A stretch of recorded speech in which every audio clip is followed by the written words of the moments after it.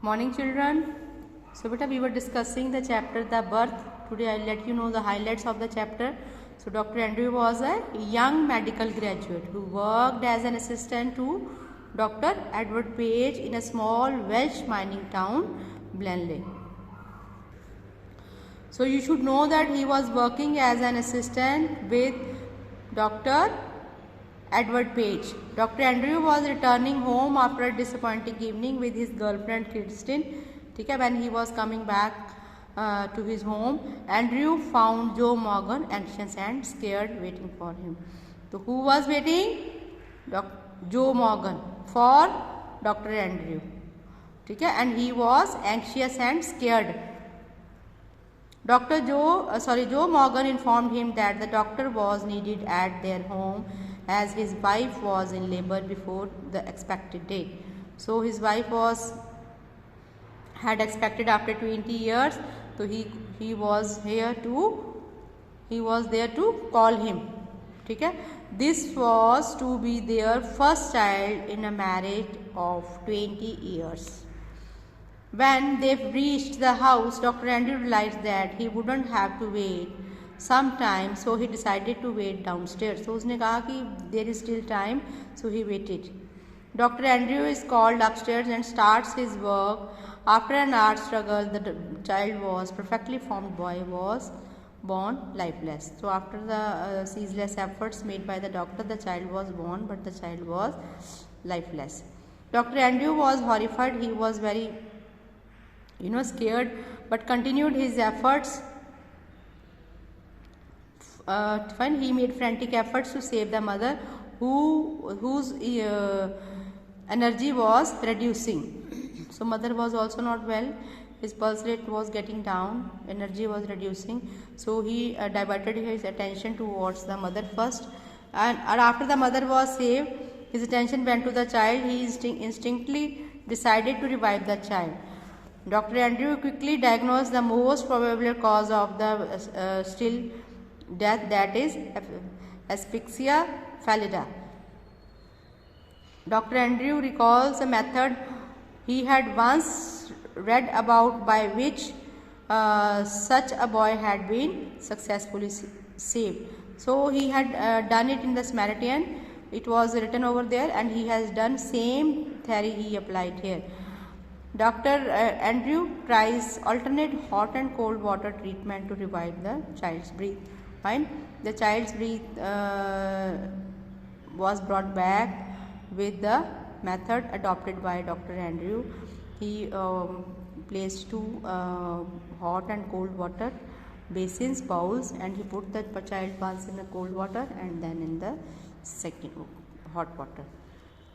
Dr. Andrew then rubbed the baby boy with a rough towel, crushing and glazing the chest. A medical miracle happens and the child finally breathes. Dr. Andrew redoubles his efforts till the child cries. After handing over the baby to the midwife, Dr. Andrew left the house. Then he went back. He realized that he had truly saved the life that night, fulfilling the purpose of his profession. So he was saying this case was very, very helpful. It will make his future bright. There are various, because for the first time Dr. Andrew felt that he had done something real, something worthwhile. So the question answers. First question: I have done something. Oh God, I have done something real at last. Why does Andrew say this? What does it mean? Dr. Andrew utters these words after he was able to bring as almost stillborn child back to life. Although it seemed impossible in the beginning, the child was born to Susan Morgan with a peculiar breathing problem called asphyxia pallida in medical terminology. After feverish efforts to revive the child with a known treatment for his condition, he brought the child to life. He spoke these words out of the deep satisfaction on achieving the seemingly impossible task. He had been able to apply his medical knowledge and still to revive a newborn child, which was a great achievement for him. He felt that he had used God has used him as a medium to grant life to the child. And Andrew acknowledged this with these words. So he was saying the child was saved with his frantic efforts, but God had given him a chance, and it will make his future bright. There lies a great difference between the textbook medicines and the world of the practicing physician discussed. From a long time we have been hearing that there is a lot of difference between the theory and the practice. This is true. Theoretical information gathered from the books doesn't provide solution to all the problems. Medical textbook provides information about all the treatment of various diseases, but at times doctors face a dilemma which can't be solved by any theory. What are books and this practical life, and these are the two different things. Fine. All the things can't be solved by this theory. Bookish. Once you are having this bookish knowledge, fine. But you should have that knowledge how to apply. In this chapter, Dr. Andrew undergoes the same experience when the mother and the son both needed his attention. He had to make a decision about who to take care of first. In this decision making, no medical textbook could have helped him. So beta, somewhere we have to take decisions also. Okay, as he handled the critical situation very efficiently, and without the books it was not taught. Fine. He treated the mother with a traditional treatment and the child with a mixture of traditional and intuitive treatment.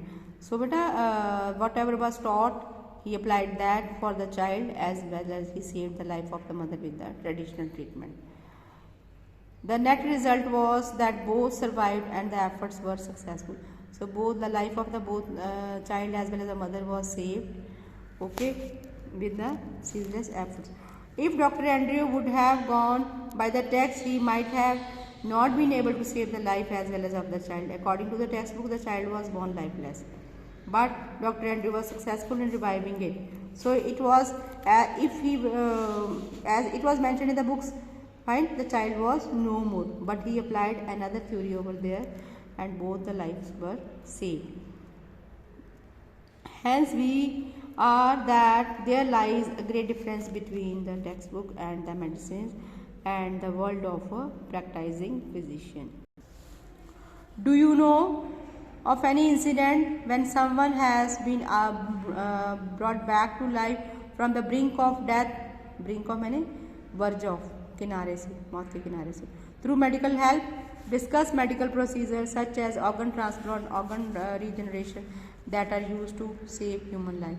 Yes, I have seen one such incident where my friend was blessed with a new life during his kidney transplantation surgery. But these things are, organ transplantation is very common these days. Medical advancement have made it possible that the organs can be transplanted, organs or tissues from the one person and placing it to the another person. Transplantation is necessary because the recipient organ has failed and has been damaged by disease or injury.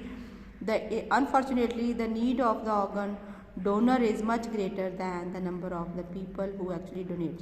So donor as well as the receiver both are benefited for that. Organs and the tissues that can be transplanted include heart, liver, kidney, pancreas, lungs and bone marrow. So organ regeneration procedure is a step ahead in the medicine, as it is a new kind of solution seen in the medical labs.